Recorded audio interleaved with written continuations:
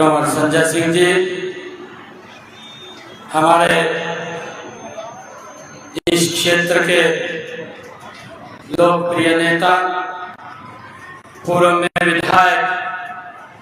जाकिर हुसैन जी, भानीराम मंगला जी,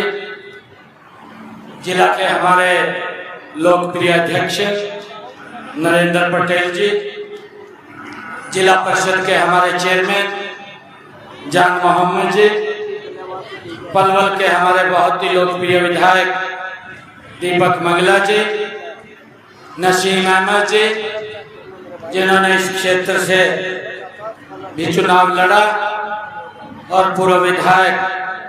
Bharatiya Janata party के प्रदेश के सचिव हैं भाई नसीम अहमद जी, जिला अध्यक्ष हमारे पलवल चरण सिंह तेवतिया जी, समय सिंह भाटी जी, हमारे जिला के प्रभारी औरंगजेब जी, पूर्व चेयरमैन हरियाणा सरकार, मंच पर विराजमान सभी पार्टी के नेतागण, दूसरे मंच के ऊपर बैठे हुए सभी पार्टी की प्रमुख सरदारी, और इस अनाज सब्जी मंडी के इस प्रांगण में उपस्थित पुनहाना की सरदारी, आप सबको दोनों हाथ जोड़ करके मैं नमस्कार करता हूं, प्रणाम करता हूं। मेरा ये सौभाग्य है कि जब मैं जिला का प्रदेश का अध्यक्ष बना था, तब मेवात में आने का मुझे अवसर मिला था, और एक जबरदस्त जोश, एक जबरदस्त उत्साह वो मुझे मेवात के लोगों में लगा है, और आज मैं दोबारा देख रहा हूँ,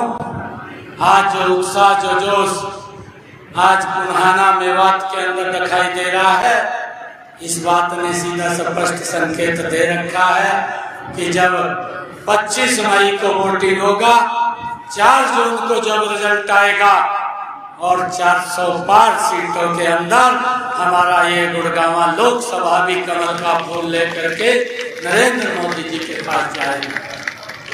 भाइयों, ये लोगों का उत्साह, जो जोश, ये बता रहा है, ये पुनहाना की भूमि,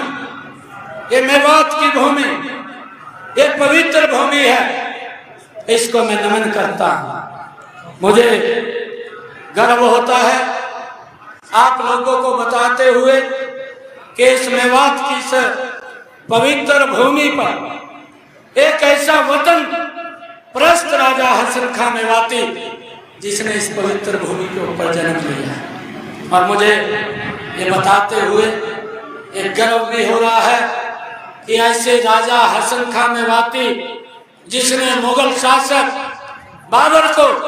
कभी मात नहीं दी, अपने 12,000 मेमों के साथ मिलकर के उसको यहाँ से भगाने का काम अगर किसी ने किया, वो राजा हसन खां मेवाती, ऐसे वतन प्रस्त यहाँ के क्रांतिकारी ने,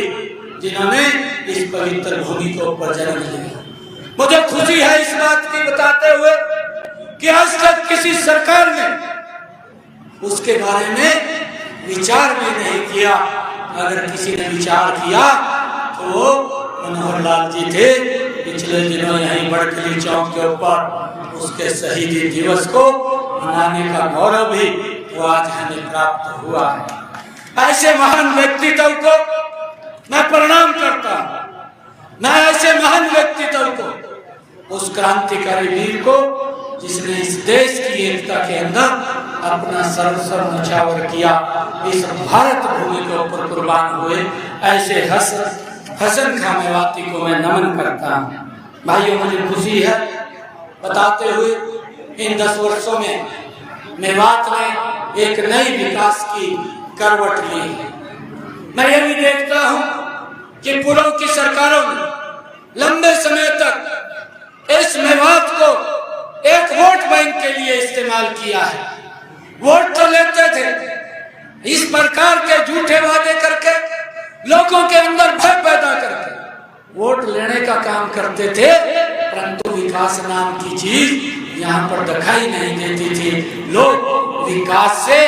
भाइयों दूर दूर तक थे। परंतु इन 10 वर्षों के अंदर अगर हम देखते हैं नरेंद्र मोदी जी के नेतृत्व वाली सरकार और भारतीय जनता पार्टी मनोहर लाल जी के नेतृत्व वाली सरकार ने पिछले 10 और 9.5 वर्षों के अंदर मेवात को एक विकास की नई दिशा के साथ जोड़ने का काम इन 10 वर्षों के अंदर किया है। भाइयों, मुझे खुशी है आदरणीय नरेंद्र मोदी जी ने इस बात की चिंता की है। कांग्रेस के लोग तो भाइयों इसको एक वोट बैंक के रूप में उपयोग करते थे, परंतु नरेंद्र मोदी जी ने चिंता करते हुए मेवात को वेस्ट प्रेसिडेंशियल डिस्ट्रिक्ट के अंदर शामिल करके, आकांक्षी जिला में शामिल करके, ये पिछड़ा नहीं, ये अगड़ा होना चाहिए और उसके लिए हमारी सरकार ने लगातार इसको आगे बढ़ाने के लिए काम किया और देखते ही देखते इन 10 वर्षों में मेवात विकास की एक नई दिशा के ऊपर आगे बढ़ा है। चाहे यहाँ पीने के पानी की व्यवस्था की बात हो, चाहे यहाँ रोड्स की बात हो, चाहे यहाँ नई इंडस्ट्री लाने की बात हो, चाहे यहाँ पर एजुकेशन संस्थान खोलने की बात हो। भाइयों, आप लोगों को मुझे बताते हुए ये बड़ा गर्व महसूस हो रहा है। इतने लंबे समय तक कांग्रेस सत्ता के अंदर रही और उसने यहाँ के लोगों को एक वोट बैंक के रूप में इस्तेमाल किया है। मैं देखता हूँ 2014 में जब भारतीय जनता पार्टी की सरकार बनी, भाइयों यहाँ पर मात्र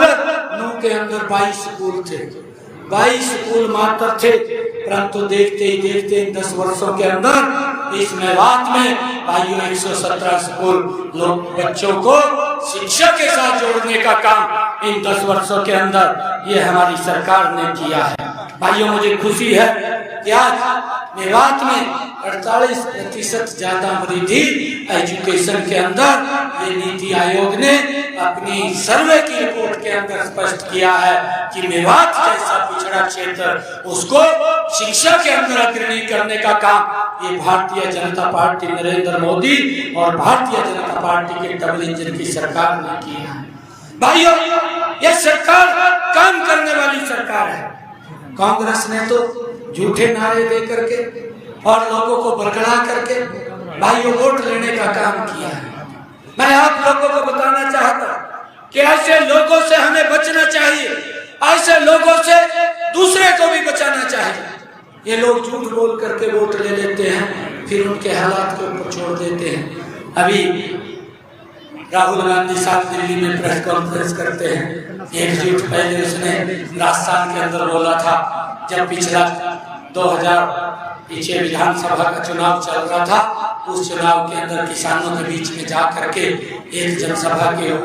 मंच के ऊपर जा करके बोल दिया कि आप हमें वोट दो, हम कर्जा माफ करेंगे। भाइयों, किसी का कर्जा माफ नहीं हुआ और उसका दुष्परिणाम वो राजस्थान के किसानों को भुगतना पड़ा। आपके पड़ोस में है, आप सब इस बात को जानते हैं। भाइयों, जो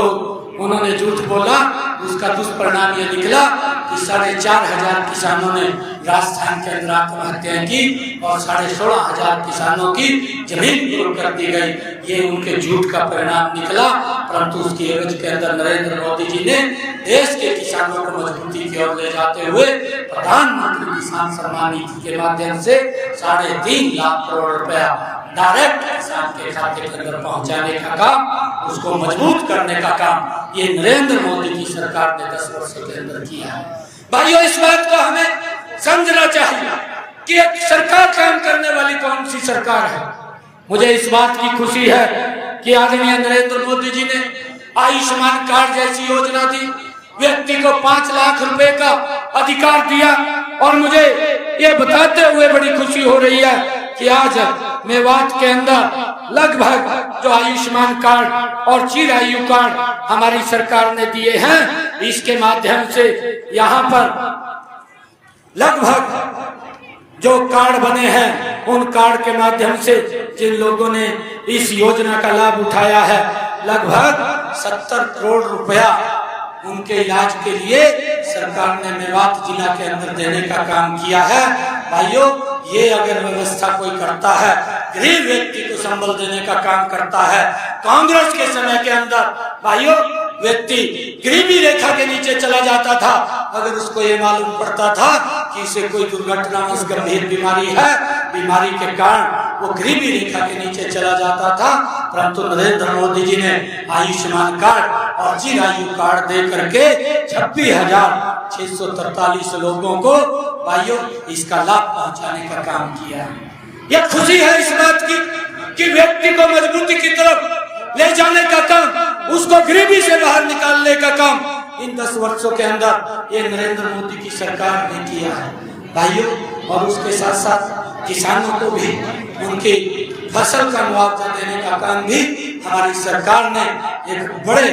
दर्जे के ऊपर आकर के किसानों तक पहुंचाने का काम किया है भाइयों। हम आप लोगों से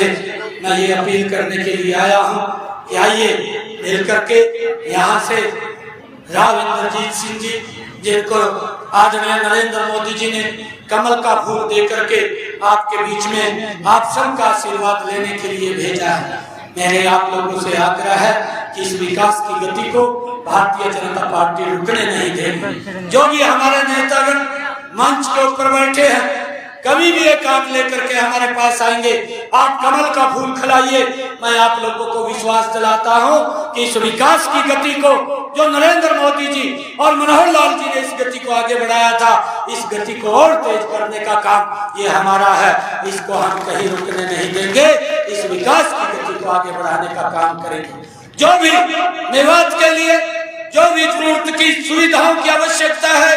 उन आवश्यकताओं को प्राथमिकता के आधार के ऊपर पूरा करना ये हमारी जिम्मेवारी है। और भाइयों हम मिल करके यहाँ से कमल का फूल खिलाएं, किसी की बात में ना, नहीं तो लोग झूठ बोल करके लोगों को बरगड़ा करके वोट लेने का काम करते हैं, फिर उनको उसके हालात के ऊपर छोड़ देते हैं। भाइयों ये लोग बोलते हैं, अभी राहुल गांधी साहब बोलते हैं कि मैं 1 घंटे के अंदर गरीबी को समाप्त कर दूंगा। भाइयों ऐसे ऐसे ये बातें ये बोलते हैं जिससे कि लोगों को भाइयों बरगड़ा करके वोट लेने का काम करते हैं। परंतु मैं आज पुनहाना की सरदारी के बीच में खड़ा हूँ, एक बात उनको कहता हूँ कि आपकी दादी 1970 के दशक में उसने एक बात कही थी कि मैं गरीबी हटाऊंगी, गरीबी हटाओ का नारा दिया था, परंतु आज तक गरीबी नहीं हटी। और उनके पिताजी ने, राहुल गांधी के पिताजी ने दिल्ली में बैठ करके कहा था मैं 1 रुपया भेजता हूँ, पुनहाना में 15 पैसे पहुंचते हैं, 85 पैसे कहाँ चले जाते थे, कौन से भ्रष्टाचार की भेंट चढ़ जाते थे, कौन से विकास के ऊपर खर्च होने थे, कौन सी गरीब व्यक्ति की सुविधा पर खर्च होने थे, इसकी चिंता नहीं की। परंतु आज नरेंद्र मोदी की सरकार और डबल इंजन की सरकार 1 रुपया मोदी जी भेजते हैं, 1.25 रुपया करके उसको मेवात के वेलफेयर के लिए खर्च करने का काम ये हमारी सरकार करती है। भाइयों आप लोगों से हम एक अपील करना चाहेंगे कि एक वोट आप कमल के बटन को दबाइए। यहाँ पर कमल का बटन दबेगा, दिल्ली में नरेंद्र मोदी जी के पास वो ताकत पहुंचेगी, और जब वो ताकत पहुंचेगी ये देश विकास की और गति के ऊपर आगे बढ़ेगा। ये हमारा मेवात भी ये विकास की गति के ऊपर आगे बढ़ेगा। जितने भी काम कोई आप हमारे ध्यान में लगाएंगे, 4 तारीख के बाद उन सब कामों को भी हम पूरा करने का कार्य करेंगे। भाइयों जो भी हमारे नेतागण हमें बताएंगे कि यहाँ की ये समस्याएं हैं, उन समस्याओं का समाधान करना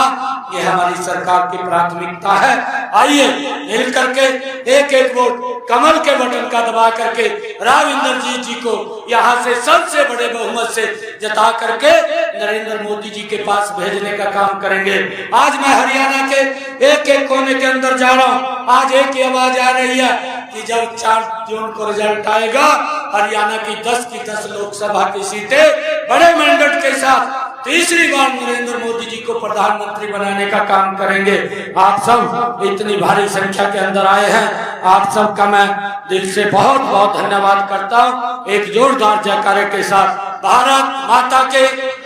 भारत माता के, वंदे वंदे नरेंद्र मोदी, नरेंद्र मोदी। बहुत बहुत धन्यवाद।